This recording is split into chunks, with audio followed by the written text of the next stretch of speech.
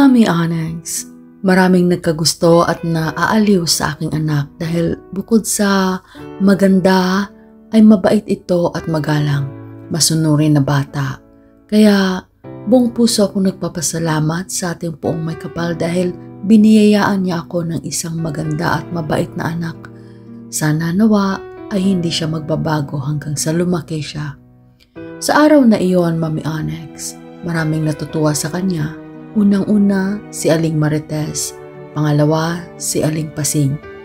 Binigyan nila ng regalo ang aking anak at ito naman ay ikinagagalak ng aking puso.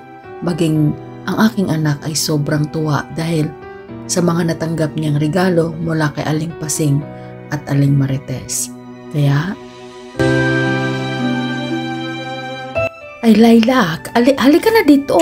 Tumabi ka na sa akin dahil aandar na si Manu Eugene. Opo, Nay. Sige na, paalis na ang tricycle. Ay, sige po. Sige po, Ayan, Nay. Pusto ka dito, halika. Usok ka dito. Opo, Nay. Alis na tayo. Ay, Lilac, ang ganda naman yung laruan na hawak mo. Saan mo ba yan nabili na mabilihan ko rin yung apo ko? Ay, Manoy Eugene, bigay po ito ni Aling Marites. Kasi gusto-gusto ko talaga ang laruan na to. Tapos binigay lang niya sa akin kanina. Ay, galing pala doon kay Marites yung laruan mo. Nahala, humawa ka dyan sa nanay mo. Dahil aalis na tayo. Paandarin ko na tong tricycle ko.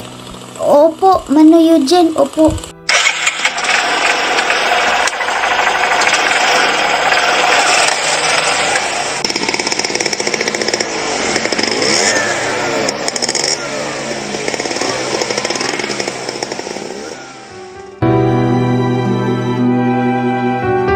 Ay Lilac, Po. tama na yung paglalaro mo dyan sa laruan na yan. Bukas ulit, kailangan nating matulog ng maaga. Lalo na ikaw, ang tagal mong gisingin sa umaga. Sige na anak, nakapag-toothbrush ka na ba? Tapos na po. Nay, Oh, bakit? parang masama yung pakiramdam ko. Ha? Baka napagod ka lang anak. Halika. Oh, mainit ka nga. Mahiga ka na anak. Painumin kita ng gamot ha. Meron naman tayo ditong gamot para sa sinat. May lagnat ka anak, mainit yung uno mo. Sige ho, Nay. Ihiga na ako. Para akong nahihilo. Sige anak. Gusto mo ba ipagtimpla kita ng gatas para inumin mo bago ka matulog? Ayaw ko, Nay. Gusto ko nang matulog. Sige. Umiga ka na para makatulog ka ng maayos. Kung hindi ka pa maging okay bukas, hindi mo na ako magbubukas ng tindahan, ha? Sige na anak, pahinga ka na. Nay, tabihan niyo po ako, Nay. Kantahan niyo po ako, Nay. Sige. Isarado ko lang yung bintana kasi medyo lumakas yung hangin na, ha? Saglit lang.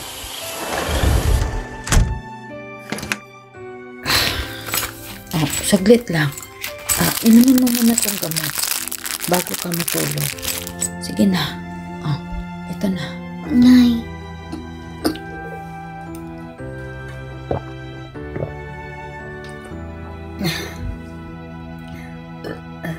Higa ka na anak. Kumutan kita ha. Para Nay. mapawisan ka. Bukas maging okay ka rin, okay? Ay, Nay. anak.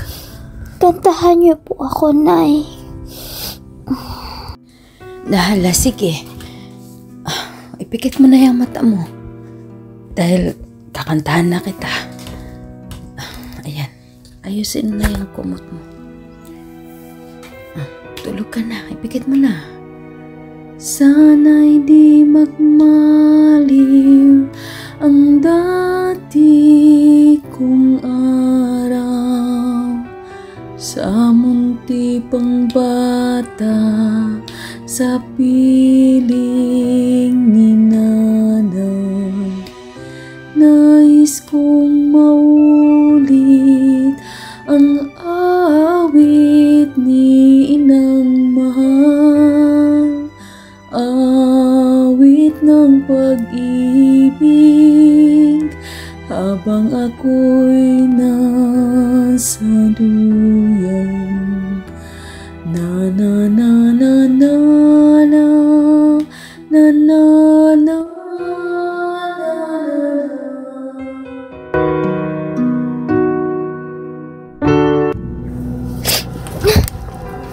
Nay! Ay! Nay! Nay! Nay! Nay! Nay! Nay! Nay! Nay! May humahawak sa paa ko, Anak. Nay! Anong nangyari Ang sa iyo? sakit, ang higpit! Bakit? Anong nangyari Nay! ha? Nay! Nay, may humahawak sa paa ko, Wala Nay. namang humahawak sa Matanda, paa mo, Nay, Nak. ang sakit ng paghawak niya, Nay. Halika dito. Tingnan mo yung paa ko, Nay, ang sakit. Sino? Sino? Bakit ba? Ay, hinila niya, Laila? Nay. Hinila niya ako, Nay. Nay, tanggalin mo yung kamay niya, Nay.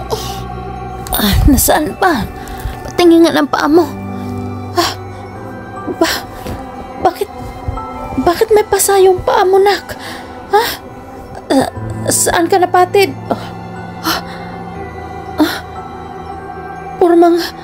Purmang kamay yung nagmarka sa paa mo, anak. Sinong gumawa sa'yo nito, ha? Nay, yung matanda, Nay. Ayaw niya bitiwan yung paa ko. Tanggalin mo, Nay. Tanggalin mo. Aray, ang sakit ng tiyan ko, Masakit tiyan mo? Nay. Tanggalin mo Ano yung ba yan? kamay niya, Nay. Ano bang gagawin ko? Ang sakit ng pagkahawak niya, Nay. Ay, hinila niya ako, Nay. Tulong, Nay. Tulong. Bitiwan mo Anak, ako. ano bang nangyari sa'yo? Wala naman tayong kasama dito, Nak. Wala namang matanda. Paano ka tutulungan? Nay. Ano bang gagawin ko sa'yo, anak? Teka, pupuntahan ko si... Diyan ka lang, anak, ha? Pupuntahan ko si Manoy. Si Manoy yun, tutulungan. Humingi ako ng tulong sa kanya na dalhin ka namin sa ospital, ha, anak? Anak, diyan ka lang. Nay, huwag mo ko iwan sa kanya, Nay. Nihila niya ako, Nay. Anak, kailangan ko mahingi ng tulong kay Manoy Eugene. Siya lang yung may tricycle at siya lang yung malapit na kapitbahay sa atin. Anak, halika, sasama ka sa akin. Halika, tumayo ka dyan. Bilis, anak. Hindi kita makarigaan. Laki-laki mo na, anak. Sige na, bangon ka, anak. Nay, hindi ako makatayo, Nay. Ano bang gagawin ko sa'yo, Laila? Ako, nihila na matanda. Laila, ano bang nangyari sa'yo, anak? Hintayin mo lang ako dito. Pupuntahan ko lang si Manoy Eugene, ha? Diyan ka lang, anak. Diyos ko, ano bang nangyari sa anak ko? Oh my God. Ano bang gagawin ko sa anak ko, Lord? Oh my God. Ano ba nangyari sa kanya? Ang saya-saya lang niya kanina umaga.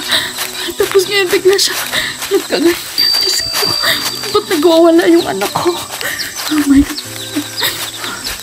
Kailangan ko bilisan yung paglakad ko para makarating agad ako sa bahay ni Manoy Eugene. Oh God. Sigurado ako tulog pa yan si Manoy Eugene. 2:00 pa ng madaling araw, Diyos ko. Nandito na ako. Manoy Eugene. Manoy. Buksan mo yung pinto, Manoy. Manoy. Ay, sino ba yan?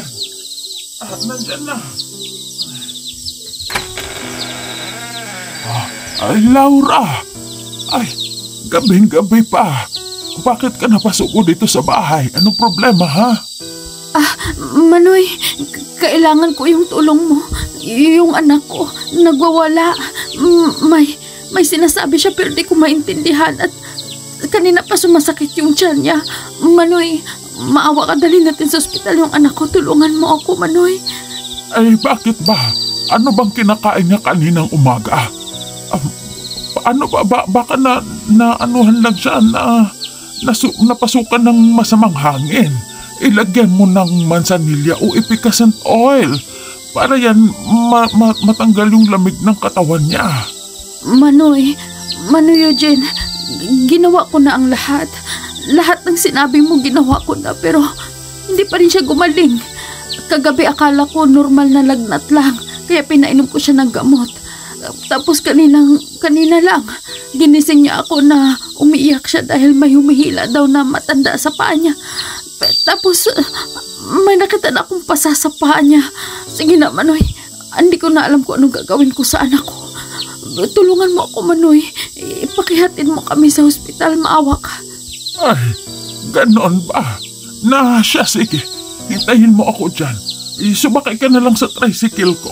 At dalhin ko na yan dyan doon sa bahay ninyo nang maisakay agad si Lilac sa tricycle at maihatid ko na rin kayo doon sa hospital. Ay naku, ano bang nangyari? Ano bang nangyari sa batang yon? Nako, maraming salamat, Manoy Eugene. Iniwan ko lang yung anak ko doon sa kwarto namin na nagwawala. Kasi may humahawak nga daw sa paa niya. Sige, Manoy, hintayin ko po kayo. Dito na ako maghintay sa tricycle niyo, Manoy, ha? Salamat, Manoy. Siya, sige. Kukunin ko lang yung susi ng tricycle ko. Hintayin mo ako dyan, ha? Dyan ka lang. Huwag kang alis dyan. Babalik agad ako. Kukunin ko lang yung susi ko sa loob. Diyos ko. Oh my God. Anak ko. Nandiyan na. Ito na. Sige na. Pasensyahan mo na, Manoy Eugene, ha? Wala talaga akong mahinga na ibang tulong kundi kayo lang po. Maraming salamat po sa iyong pagtugon, Manoy Eugene. Nag-alala talaga ako sa anak ko. Ano po yung nangyari sa kanya ngayon? Ay, Laura, huwag kang mag-alala. Sino bang magtutulungan kundi tayo lang magkakapitbahay? Kaya, huwag kang mag-alala. Masaya ako na matulungan ko si Lilac. Ay, naku.